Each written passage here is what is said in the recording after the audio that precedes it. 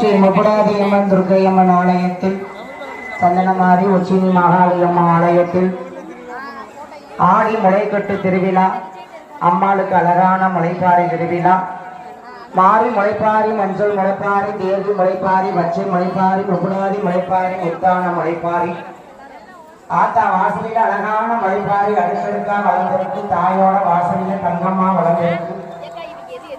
முப்படாதி துர்க்கையம்மா உச்சினி மகாளி சந்தனமாரியம்மன் ஆலயத்தில் முளைப்பாரி கண்டறந்து பூஜையாகி முளைப்பாரி குன்னியடிக்க போயிருப்பதால் முளைப்பாரி போட்ட பெண்கள் குன்னியில் வருமாறு கேட்டுக்கொள்கிறோம்.